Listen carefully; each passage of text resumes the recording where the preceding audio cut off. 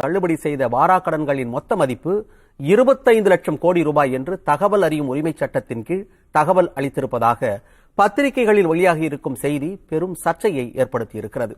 இது குறித்த ஒரு சிறப்பு தொகுப்பை பார்க்கலாம்.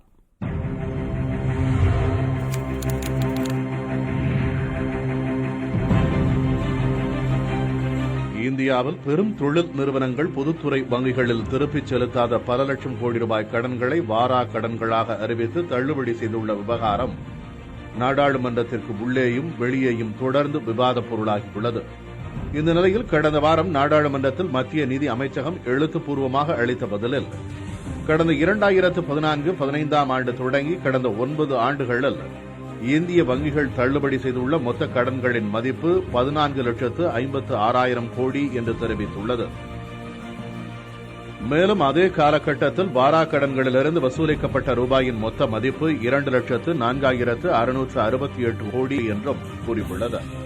கடனை திரும்பச் செலுத்தாத வில்ஃபுல் டிஃபால்டர் எனப்படும் நபர்களின் மொத்த எண்ணிக்கை 10,306 என்றும் குறிப்பிடப்பட்டிருந்தது.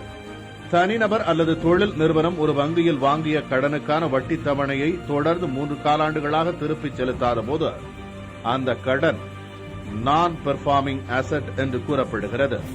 இப்படி திரும்பச் செலுத்தாத கால அளவு ஓராண்டு காலத்தை எட்டும் போது அது கடன் வழங்கிய வங்கியின் சொத்து இழப்பாக கருதப்படுகிறது. அவ்வாறான நான் பெர்ஃபார்மிங் அசெட் பட்டியலில் உள்ள கடனை NCLT எனப்படும் தேசிய நிறுவன சட்ட தீர்ப்பாயம், DRT எனப்படும் கடன் மீட்பு தீர்ப்பாயம், திவால் சட்டம், சர்பாசி சட்டம், நீதிமன்றம் ஆகியவற்றின் மூலம் கடன் வாங்கியவரின் சொத்துக்களை முடக்குவது, கையகப்படுத்துவது, ஏலத்தில் விற்பனை செய்வது என அனைத்து விதமான சட்டப்பூர்வ நடவடிக்கைகளை மேற்கொண்டும் வசூலிக்க இயலாத போது வேறு வழியின்றி அந்த கடன்களை வங்கிகள் தள்ளுபடி செய்ய வேண்டிய நிர்பந்தத்திற்கு உள்ளாகின்றன. ஆனபோதிலும் வங்கிகளில் தொழில் நிறுவனங்கள் தொடர்ந்து கோடிக்கணக்கில் கடன் வாங்குவதும் அதை திருப்பிச் செலுத்தாமல் ஏமாற்றுவதும் வாடிக்கையான செய்தியாக உள்ளது. இதனால் வளரும் நாடுகளில் வாரா கடன் அதிகமாக உள்ள நாடுகளின் பட்டியலில் இந்தியா முன்னணியில் உள்ளதாக கூறப்படுகிறது. இந்த நிலையில் இந்திய வங்கிகளின் வாரா கடன்கள் குறித்த விவரங்களை குஜராத் மாநிலத்தைச் சேர்ந்த சமூக ஆர்வலர் ஒருவருக்கு தகவல் அறியும் உரிமைச் சட்டத்தின் கீழ் இந்திய ரிசர்வ் வங்கி பதில் அளித்துள்ளதாக பத்திரிகைகளில் ஒரு செய்தி வெளியாகியுள்ளது. அதில் கடந்த 2004 ஆண்டு முதல் 2014 ஆண்டு வரையிலுமான காங்கிரஸ் கட்சி தலைமையிலான ஐக்கிய முற்போக்கு கூட்டணி ஆட்சியில் 3,76,000 கோடி ரூபாய் வங்கிக் கடன்களை தள்ளுபடி செய்துள்ளதாக தெரிவிக்கப்பட்டுள்ளது. அதேபோன்று பாரதிய ஜனதா கட்சி அரசு ஆட்சிக்கு வந்த 2014 ஆண்டு முதல் சென்ற நிதி ஆண்டு வரைக்குமான கடந்த 9 வருடங்களில் தள்ளுபடி செய்யப்பட்டுள்ள வங்கிக் கடன்களின் மொத்த மதிப்பு 25 லட்சம் கோடி ரூபாய் என்று தெரிவிக்கப்பட்டுள்ளது. இது கடந்த 2014 ஆண்டுக்கு முன்பு இருந்த அளவை விட 810 விழுக்காடு அதிகம் என்றும் தெரிவித்துள்ளது.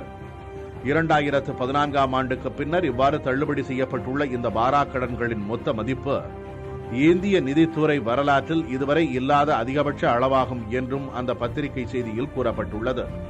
இதனால் நாடாளுமன்றத்தில் மத்திய நிதி அமைச்சகம் அளித்துள்ள அதிகாரப்பூர்வ பதிலில் தெரிவிக்கப்பட்டுள்ள மொத்த கடன் தள்ளுபடியின் மதிப்பை காட்டிலும் இந்திய ரிசர்வ் வங்கி அளித்துள்ளதாக பத்திரிகையில் வெளியாகியுள்ள மொத்த கடன் தள்ளுபடியின் மதிப்பு மிக அதிகமாக தெரிவிக்கப்பட்டுள்ளது பல சர்ச்சைகளை ஏற்படுத்தியுள்ளது. இந்த தகவல் குறித்து இந்திய ரிசர்வ் வங்கி தரப்பில் இதுவரை எந்த விளக்கமும் அளிக்கப்படவில்லை என்பது குறிப்பிடத்தக்கது.